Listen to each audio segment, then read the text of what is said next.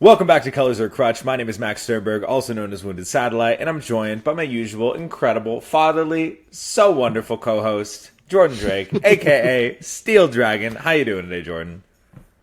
It's good. It's been a good day. I'm excited for this video. I'm excited for this new series that we are going to be debuting today. Yes. So, we'll give you the little breakdown right now. We are starting a new mini-series within the Colors or Crutch channel. It's going to be called Down Tyrants. We are open to different names if we decide to switch it. But right now, it's called Down Tyrants. And the concept of Down Tyrants is we want to go deck by deck through the primary decks of the CDH meta and shine a little light on them. Not doing deck techs. We're not talking about how to play that deck. We're actually interested in how to stop that deck. We want to know, we want to teach you guys what you should be doing when you're faced up against that deck and how to best beat them. What's going to slow them down? What's going to hinder their development? What are their key cards you need to look out for? What are the things that are worth countering? What are the lines they have? All that kind of good stuff. And of course, to start off this series, we have to talk about the true menace of the format, and that is Blue Farm. So today we're going to be breaking down a bit about Blue Farm, how we approach going against Blue Farm, and just some stuff related to that strategy.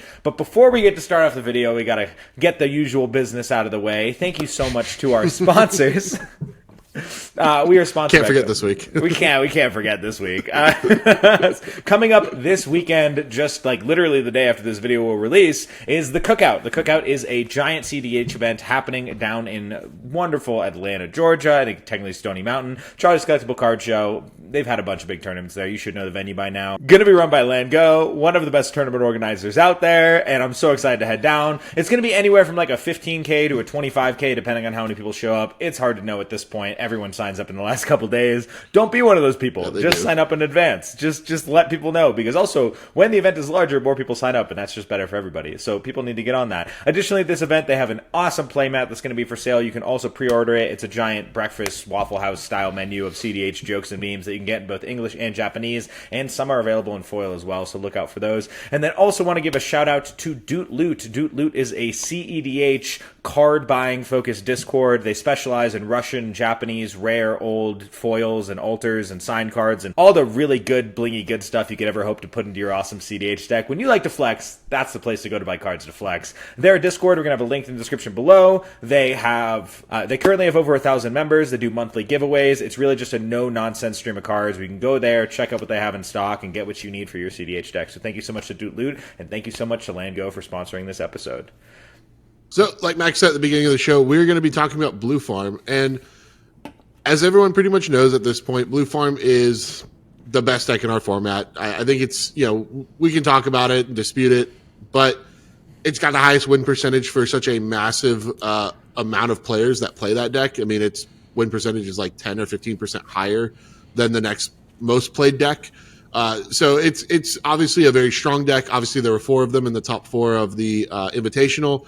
It's a deck that you see win all the time. If you just look at EDH Top 16 and just scroll a little bit, you'll see Blue Farm all over the place. And this deck is really strong for a couple of big reasons. The first is that it can kind of play on both axes of kind of our meta, right? We generally oscillate between turbo and mid-range. And then, we have some control here and there.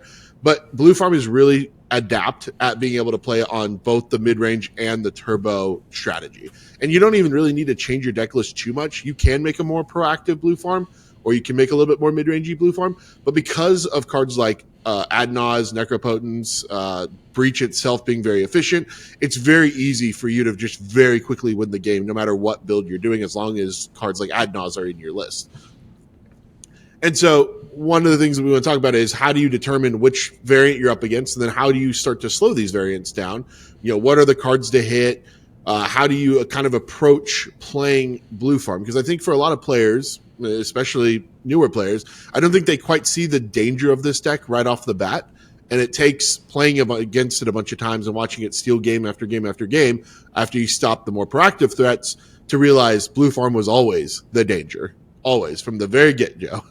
So, it's not as threatening in your face, I think, as decks like Atali or Ral or Rogsai, some of these other really proactive decks that people generally fear.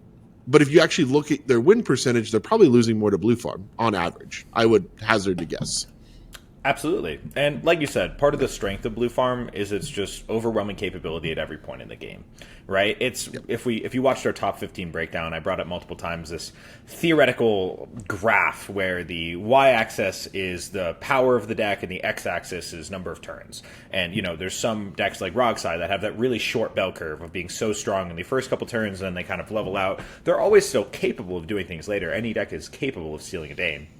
But we're looking at their power on average. And Blue Farm is really just one of those decks that's strong throughout the curve. It has the proactivity to win on turn 2 with all of its turbo win cons. It still has that package of cards, very similar to all the other Grixis turbo decks. But then it does just have this backup, fallback, even for some versions, the main plan of Rhystic, Mystic, Tymna, Esper, draw the cards, all my cards are good, that's what I'm relying on.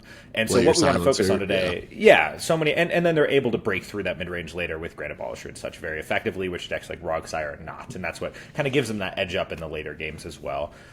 So what we were hoping to go over today, we are going to talk about some of the signpost cards for the different archetypes, how to change what you're doing against the turbo or mid-range versions of Blue Farm, but overarchingly, Blue Farm is a deck that's, I'm not going to say 100% solved, but compared to other decks in the format is pretty close to it, where yes, you can lean your deck a little bit mid-range, you can lean your deck a little more turbo. Both of those decks are still capable of doing either option exceptionally well. We're just talking a few percentage points moving in either way towards what they're naturally best at. But overarchingly, they can still do both.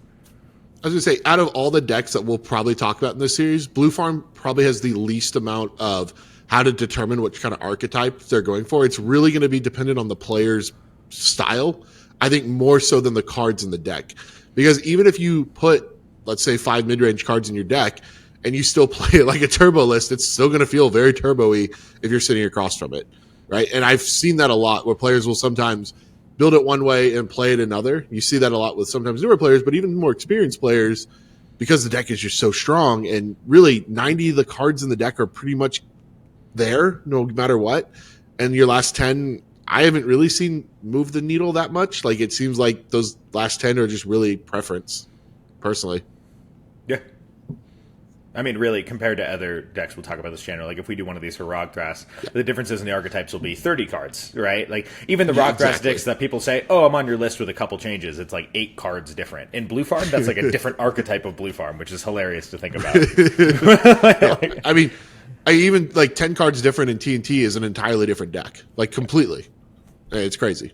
Yeah, but Blue Farm, it just, I mean, the primary goal of the plan, I guess, just to break down the most simple, we're not doing a deck tech here, but the most simple basic ideas of Blue Farm, it is a deck that is able to be hyper proactive. Some versions are on Necro, not all. That is going to be a signpost card towards more proactivity, but most lists are on Ad Nauseam. You can go for a quick Ad Nauseam plan. That is not something you're going to commonly mulligan for. That's something I see come up occasionally, but it tends to be less common overarchingly. But they will sometimes be able to pull out the quick turn 2 wins with something like Ad Nauseam, or just going for what turns into a very proactive breach line using something like Gamble or Intuition or something else that just lets you string the cards together. That tends to be their really quick early wins. The most common play patterns of Blue Farm is to have some form of card advantage assembled by turn 2.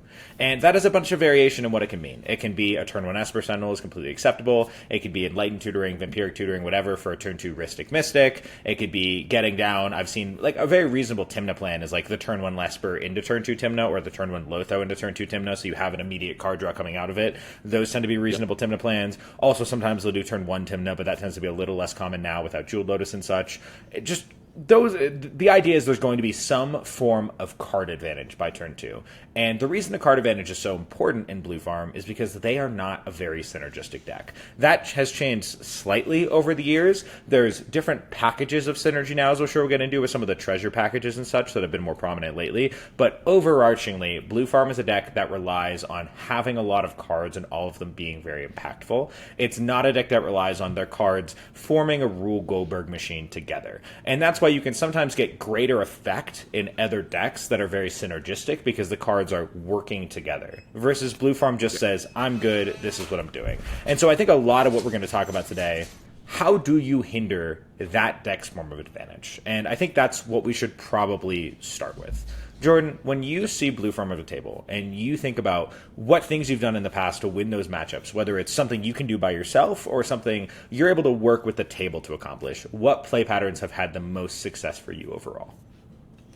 I think there's been a few that have been really effective. I think first and foremost, taking out whatever early advantage engine they put down has been the best way to deal with them. I think the most successful recently that I've done this was at the Invitational when I knocked Sterling's Rhystic Study out in round 3 or 4, and he ended up trying to Demcon to save it and took himself completely out of the game. But I think he realized going without his Rhystic Study up, he was going to be so far behind the 8 ball that he was never going to be able to play catch up. And I think right now the meta, we play a lot. You hear it a lot too, right? Hit win cons, not advantage engines, because nothing feels worse than trying to take out someone's advantage engine and then immediately losing to the turbo-ish or maybe more proactive deck that immediately slams win right behind it, right? That's why that play pattern exists that way. Blue Farm is the one deck that, because of its high card quality, the fact that it can be very quick and can get away with, I don't necessarily have to sit here and grind value like I can, but because of the high card quality and the amount of tutors that I have at my disposal, I can also just win really, really fast. That I think we as a community probably need to have a more robust discussion around taking out their early advantage engines. That means hitting their Rhystic Studies, their Mystic Remors, being not afraid to take out the Smothering Tithe, maybe being even a little bit more proactive on killing Tymna and not letting that card draw just kind of sit there and accumulate against you. Because what Blue Farm is most skilled at, and what they always seem to get away with, is they don't really do anything for good chunks of the game. They'll just sit there and accumulate cards. They'll play out a couple advantage engines, but they don't really do anything that you immediately point the finger at them and go, oh, that's scary, that's scary. I think a lot of players have a tendency with getting tunnel vision around Rhystic Study. It's okay, they're drawing cards, but whatever. They're not really doing anything else but drawing cards. Whereas you see kind of decks that have to do more onboard stuff, decks like Rockthrash, like TNT, like Sisay, their threats are really in your face. So it's easier to tunnel vision into, okay, I see the threat coming at me, so I'm willing to take that out right now, and I'm not willing to go after the card draw that's actually going to win the game. And I think that's what Blue Farm actually gets away with. So if you can, one, take out their early advantage engines, and then the second thing is, I think, shifting that discussion early of, hey, they have this amount of cards in hand, and just constantly keep bringing up how many cards they've drawn.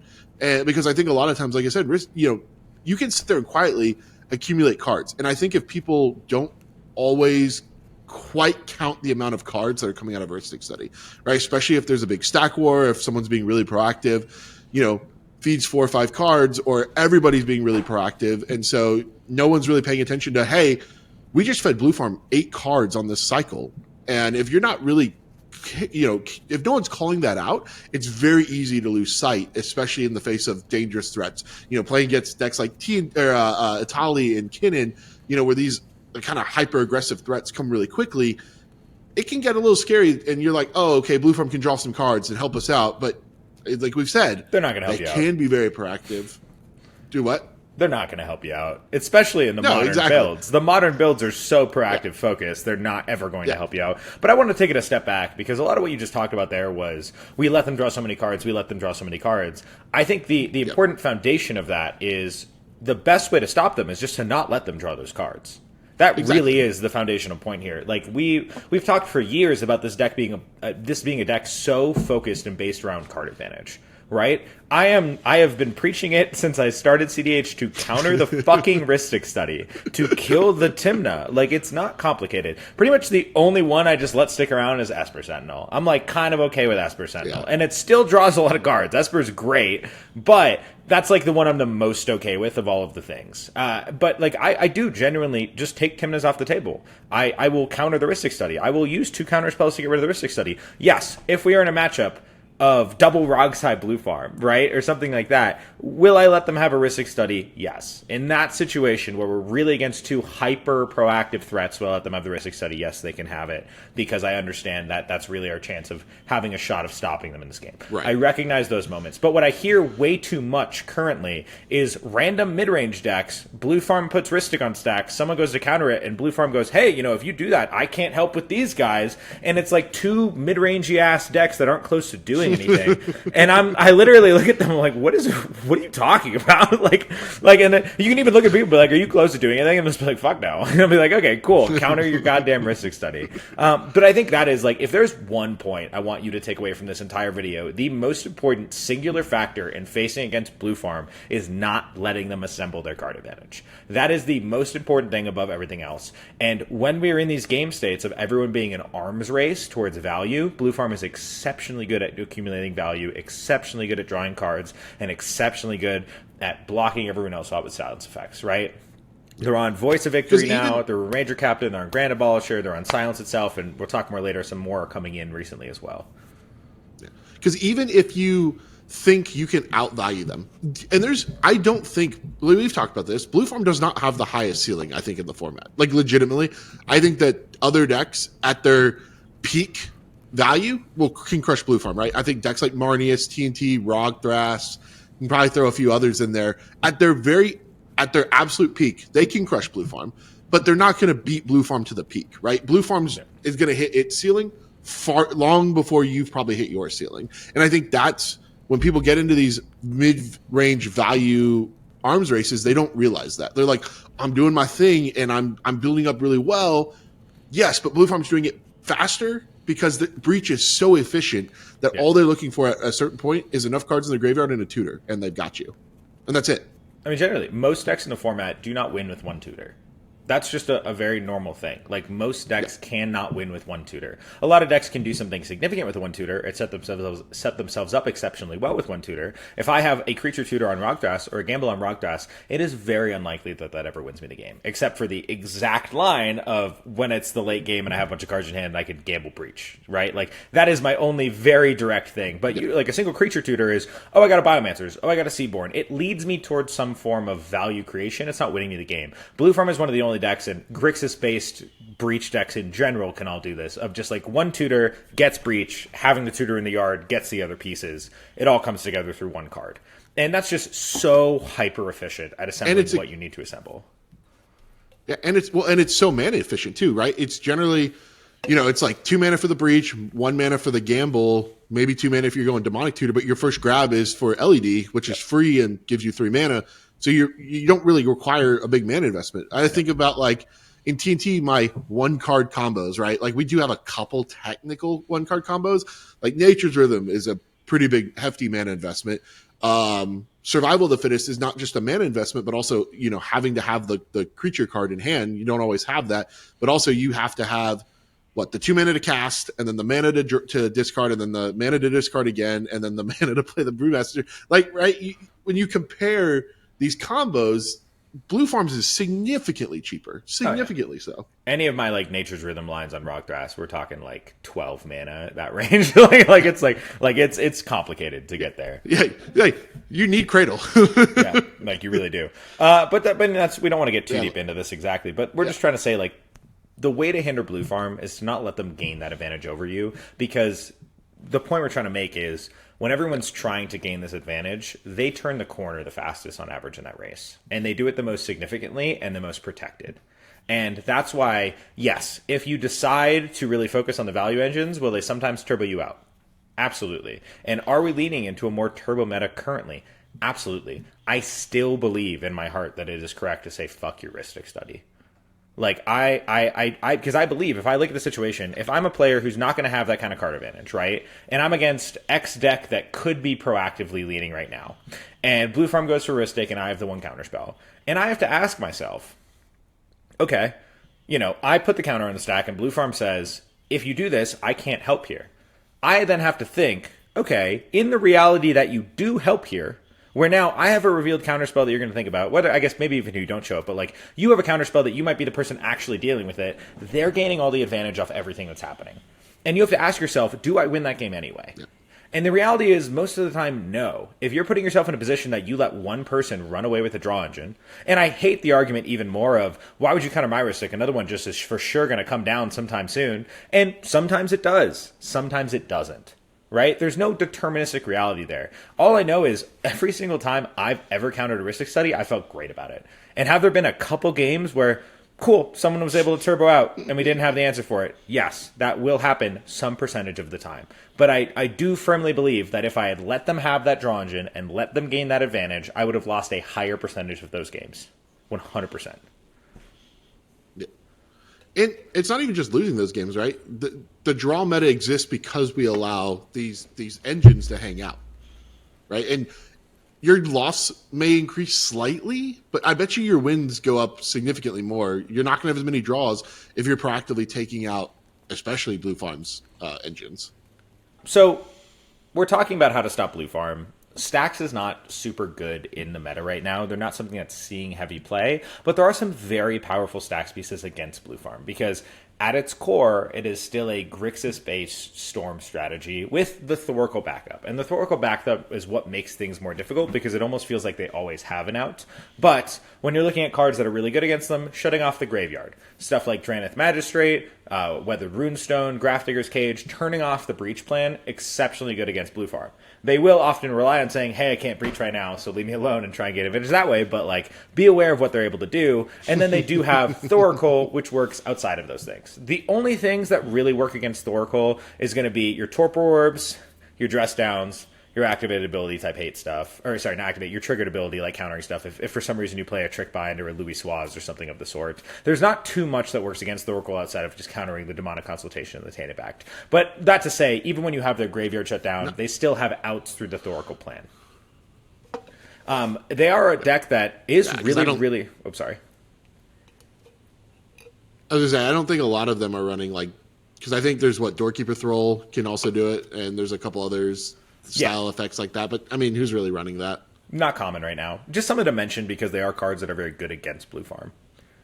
And then the other thing that's super good against them, because they are a Storm strategy, is Rule of Law style effects. Like, if you are a deck that can play a Deafening Silence or play any of those things, Deafening Silence, technically you can Thoracle Tainted Pact, but you lose to any singular counterspell. But absolute Rule of Law is they cannot win through in any circumstance. Deafening Silence, they can sometimes win through, your R cards and stuff like that are all exceptionally good against Blue Farm. It's unfortunate that we're in a meta that just doesn't really have those stacks effects that limit Blue Farm. If we're ever back to Notion Thief time, that's super, super good against them. Narset Parter Veil is super good against them. All the card draw hate, really, really good against them. So something to be aware of there. If you have the room in your deck to slot in a Drannith Magistrate, I think Drannith is phenomenal right now. I've been playing with Aven Interrupter, and it's felt really good.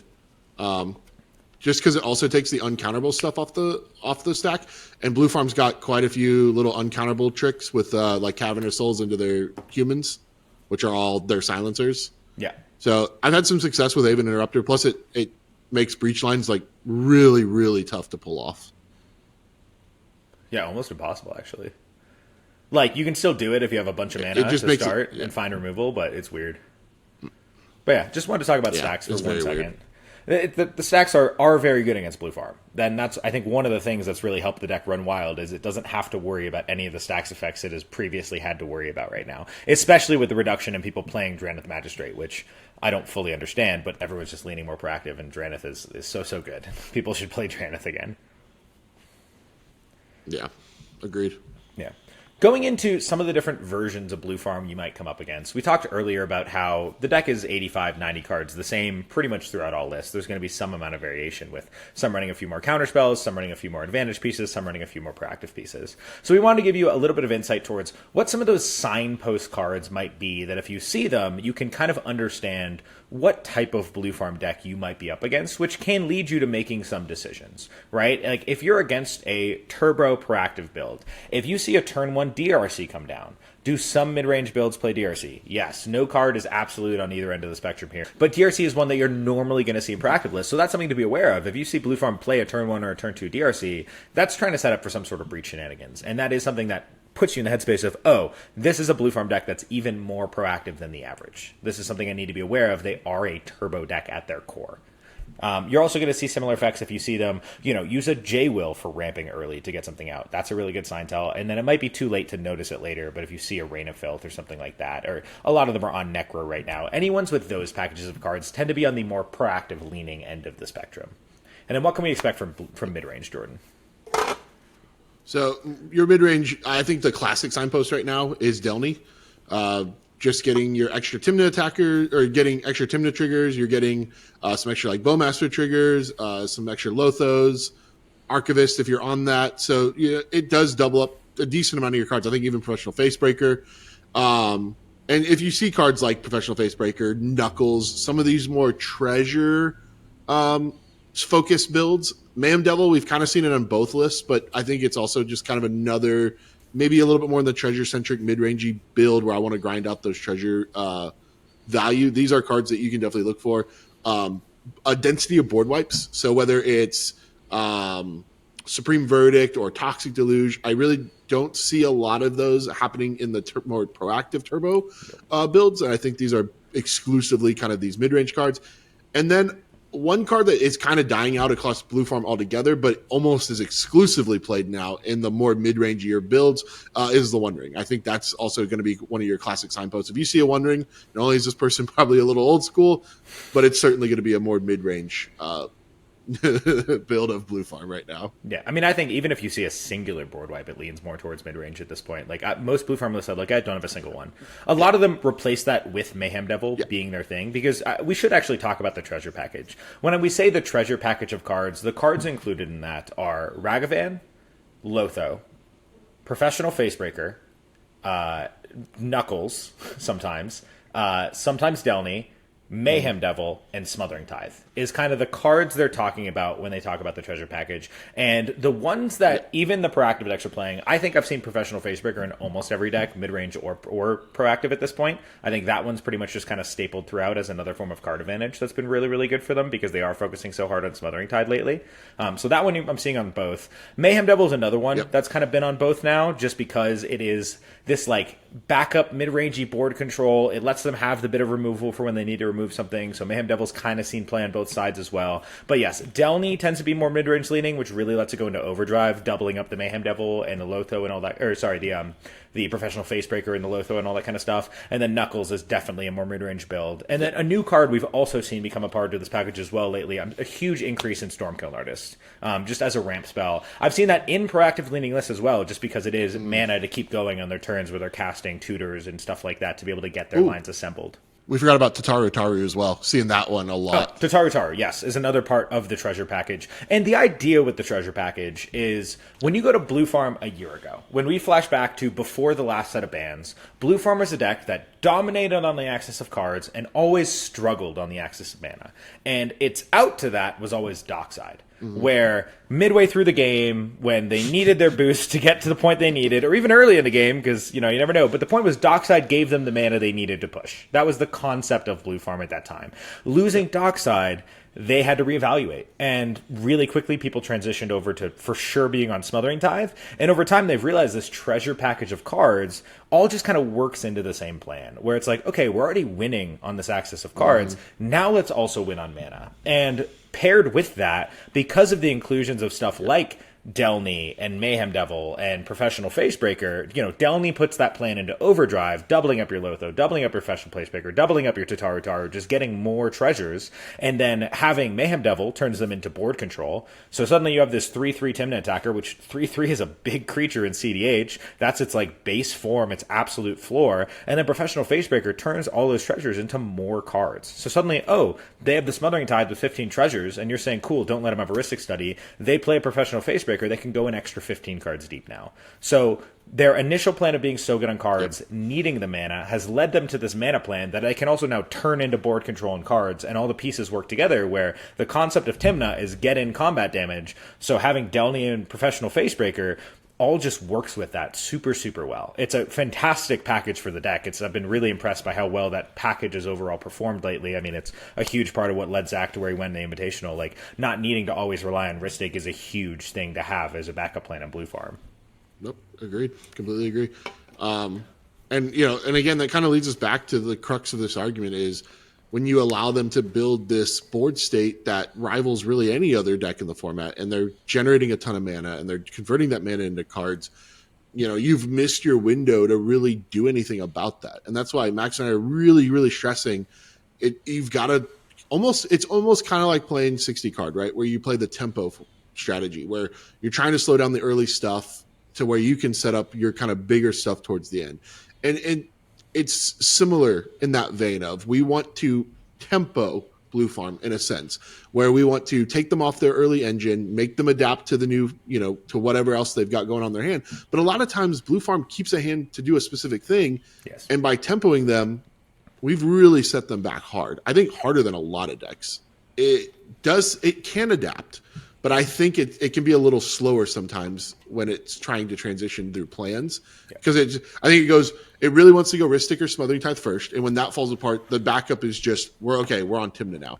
But sometimes, Tymna can be a little slow if you haven't built into a Tymna plan. Like if your hand wasn't really like, hey, this is really Tymna focused, you're kind of now going, okay, one card a turn. Hopefully I can get Kraum out and get that to 2, and we'll see where we're at after that. But sometimes that's all you need. It's just to slow them down just enough to where they're behind the 8 ball from the beginning, and you can now build up the advantage and close the game out before they've gotten back into it. I mean, we've been living in this world where everyone's been saying, don't counter anything but a win condition. And, the real secret Illuminati-style story of that is it's the Blue Farm players who spread that propaganda. Because in that reality, they will pretty much always come out on top, right? If they're allowed to develop their engines unhindered, where it looks like no big deal to people and they're just drawing cards, that's when they're allowed to run away. And so that's why we're really trying to stress. It is one of those decks you have to tempo early. It is one of those decks that you have to use a piece to hit something that's not a win con, right? Because their entire concept is develop that advantage. Don't let them develop that advantage. And I think, for a lot of players, what they've probably, the idea has been affirmed in their head because they've probably lost games by going after the early advantage engine, and then the turbo deck or the more proactive deck or whatever immediately wins right after. And then it's very easy to have a feel bad moment there, and the Blue Farm player looks at you and goes, told you, come on, man, you shouldn't have countered that, And then that affirms it, right? Like in the moment, you're like, shit, okay, lesson learned, I'll never do that again. And I think it's happened enough times to enough people to where we all believe it now, whether it's the right play or not. I can guarantee you, I have countered a Ristic so many times. I am the player that will absolutely force of will, pitching, whatever, to counter the Ristic on turn 2. And I can promise you that has won me more games than it has lost me. And yes, the games that we lose, even if it's turns later, the person will still be saying, I could have helped if I had a Ristic study. Wouldn't have been great if you had that counter spell. And it's like turn 5, and I'm like, I could not give less of a shit. But the point is, right, people are always going to say that. Whenever you do something that goes against what they think is correct or what's best for them and it doesn't work out for you, they're going to throw that in your face, which is a shitty thing, and people should stop doing that. Though I think all of us are guilty of it at times. Are guilty of it. Yeah. All of us are guilty of it at times. But like, trust in your gut, right? Like, think about the game if you hadn't countered that Ristic, where then, oh, cool, maybe you didn't lose to X deck 2 turns later, but then that Blue Farm player drew 7 more cards, and do you think you're winning that game? Yeah. That's really the way you have to think about it. And so, don't let them be comfortable is the biggest thing I think I'm going to be pushing through this series. You want to be able to hinder your opponents. You want to be able to interact with them. And we've been so stuck in this mindset of don't hit anything that's not a win condition, and that's the worst thing. And that's why so many decks are getting away with it. Because a lot of decks require you to do something in advance, right? It's what we used to say when we were first talking about Tymna. There was almost never a deck that was a better example of you need to do something about it before it gets scary, right? Because if you waited till Tymna looked like it needed to be dealt with, you're never beating it in a million years. You have to hit it preemptively. And Blue Farm isn't exactly one of those decks. We're not saying all guns a-blazing all the time. Let everyone else do everything else they could ever want to do. That's not what we're trying to push here. Please don't take that message away. We're saying to be conscientious and specific about not letting down their pieces that are what's accumulating them so much advantage, right? You're not losing a game because you use one counterspell in a Ristic study. You're losing the game for a multitude of different reasons beyond that. And letting them have the Ristic doesn't somehow mean you're winning that game. Right, everything we say, and that's going to go through this entire series, it's always going to be context dependent. It's always going to be matchup dependent, right? Like, there are certain situations where letting them have the Ristic is going to be objectively the right play. 100%. And it's going to take time and experience to understand those differences. But what we want you to say is, and what we see a lot of times is, Ristic study comes down, everyone goes, yeah, sure, it's a draw engine. I'm not going to counter it because I don't counter draw engines. And we want to get you out of that mindset and to objectively look through the lens of, how can I better my win percentage? And we're telling you, you can do that by looking at that risk study, evaluating the situation, and going, yeah, get that the fuck out of here. I'm not seeing that at the table.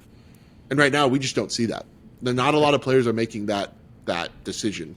And it's totally reasonable to look at the table. Like if I'm the player with the counterspell and Blue Farm puts down a Ristic, I'll very often look at the other two players and go, mind give me some insight towards what you're doing in the next turn or so. I'd really love to not let him have this Ristic study. And like so many times, like a person will just go, brother, I'm so far away from doing anything significant. And then like a lot of times they'll like offer me their hands to look at them just to prove it. And then like even if they don't offer me their hands, right? If I'm like you're not winning this turn and probably not next turn, they're like definitely. And if they're immediately like definitely not, I'm like sounds good. Counter this Ristic study, right? You can have a conversation with the table to feel more comfortable with the choice you're making, and that's perfectly okay. Never be afraid to use your politicking tool. I think a lot of players leave that in their tool belt throughout the game, and they're not willing to have the discussion until things get scary. But you can talk at any point in the game. It doesn't have to be, an epically long saga. We don't need to talk for an hour, but it can just be a quick 2-minute conversation of, hey guys, real quick, what do we think before I deploy this piece? Yeah. And that's it. And then moving into the blue farms you might be coming against at your tournaments coming up, whether it's Cookout, Fishbowl, your locals, whatever it could be. Blue Farm has been seeing some minor changes lately. I mean, what's been really interesting to me, I've seen a lot of people pick up Stormkiln Artist as a new piece, as just like a phenomenal ramp spell as they're casting their tutors and such. But then additionally, a increase in silence effects. Specifically, the inclusions of Orum's Chant and Revel in Silence have been super common lately. I've seen a lot of people going on those cards, and I've been hearing really positive things about those effects. But I give that with the caveat of we're in this existence right now where it's an arms race to then develop and then get down a silence effect, right? So having a higher density of those things makes sense in their current plan where they're allowed to develop. I absolutely see a world where those cards go away if people start hindering their card advantage, because then them drawing Orm's Chance and Revel and Silences is they're like, what is this deck even doing right now? It's terrible. So I think that is happening right now because they're being allowed to get away with everything. Yeah, I think once we switch away from this turbo meta, because I honestly don't know that this turbo meta is going to last that much longer. Before people start to kind of go back to being, because I mean all it takes is a few tournaments of people being responsible against you before you're like, okay, I want to play a deck that I can actually win with and not just get shut out by 3 players playing responsibly. And that's why these meta shifts happen. Once that begins to happen, I think you're going to see Blue Farm drop some of these pieces. One thing I've noticed, and one thing I've seen Zach talk about as well, is more and more of them are foregoing Ristic Study and going straight to Smothering Tithe, which I think is an interesting play pattern and does take away, kind of like what you were saying, one of their choke points. And even when I played Blue Farm, when my choke point was mana every single game I played, Smothering Tithe solves that very quickly for you. You very quickly convert that mana into card draw in a way that other decks kind of can, but kind of can't. Like TNT can do it, but it's very inefficient. Like any Thrasios deck can do it, but it's extremely inefficient. Kenny can do it, but it's, again, you're talking efficiency. Most of these decks can't convert that as efficiently. Blue Farm, probably more than any other deck, can do it very quickly. Yeah, I mean, the first turn when they have to pay the mana for Tymna and Kraum, yes, that will use their mana. But then every turn after that, those cards are on the board. They don't have to expend any more mana-based resource to keep drawing their cards when that's their basic strategy. And that's really the advantage with most of their card advantage, is it doesn't cost any mana, right? Like once they get down the Ristic, the Esper, whatever, the Tymna, all those things are just, cool, I draw cards passively as things occur. Even Kraum. Kraum's another fucking passive card advantage engine. Like, it just does things naturally. The only one that costs any mana ever is Mystic Remora to just pay the cumulative upkeep cost, which really not that big a deal when you're making a bunch of mana nowadays. The idea between them being able to do this is they get them the Smothering Tithe, and you think, oh, they have the mana but not the cards, right? And a lot of people think cards is what you need to keep Blue Farm off of. But because they transition that mana so well into passive card advantage, or card advantage that doesn't cost them mana to get, it's super easy for them to make that quick turn towards just being absolutely unstoppable in the game. So Smothering Tithe is another really phenomenal piece. Yeah, again, we're going to harp on it this whole video. Hit that early advantage engine, right? If it's not going to be Ristic, then it's going to be Smothering Tithe, and just take that out as well. Last thing we want to go over today, we've talked a lot about all the different things that are very good at stopping Blue Farm, which honestly there's not that many. It's a pretty simple formula. But another thing we want to go over is what decks really excel against Blue Farm, right? Like if you're on this deck, do you feel like you have a positive matchup against Blue Farm? And for me, I think the most important aspect of a deck to be able to be good against Blue Farm is to be able to develop or win the game in a way that does not cast spells. And that's where I'm looking at things like Sisay, Magda, where they're able to just go through their combos without ever putting a spell in the stack. Stuff like Tymna works in a similar fashion. Hulk decks that is just like one spell, and as long as that one can get through, they're good to go. Decks that are able to really simply cut through all the mess and the card advantage, because it's all normally Mystic based, whatever. Like, as long as you're not casting spells, I think those decks line up exceptionally well against Blue Farm. And that's part of why I think Rogdrass tends to do well as well, because it's a deck that's super happy to sit back and not cast spells. We absolutely have to cast spells to win the game, but as we're sitting back and grinding advantage, we're super comfortable playing one spell on our turn and just activating Thrasios. And so in the slowdown games where people are being responsible against Blue Farm, that's why we do pretty well as well. What do you think works super well? That's kind of where I first lean to in my brain. I think Turbo decks can really excel if like a Tali is really strong against Blue Farm, just because you have a lot of high card quality that it can hit into, and if it can get a Tali down faster than Blue Farm can get its pieces down, then it's going to run away with the game pretty handedly. I've seen him even win easily through, like, a Blue Farm got a Mystic Remore down turn 1, and Natali went, nope, I'm going to go anyway, and still won through it. So I think Turbo decks that are really fast, I'm talking like, you need to be winning on turn 2 consistently. Ral, Rogsai, Atali, those are the decks that can get through it. I've seen Lumra have some success just because, again, you're not really doing anything that they can interact with. Like, there's like 1 or 2 interaction points, and if they don't have it at that moment, they can just win on the spot. And then the decks that can control them enough, slow them down, and then outgrind them late and get to their ceiling first. Marnius has done... there's been a lot of events where Marnius has done really well playing against Blue Farm. I've had some success on TNT where I've been able to stop their early engine and then outgrind them in value, especially when you get like Seedborn Muse down. So there are strategies that can work. And like we said, high floor, right? I think we can all agree Blue Farm has the highest floor in the format. It's not even close.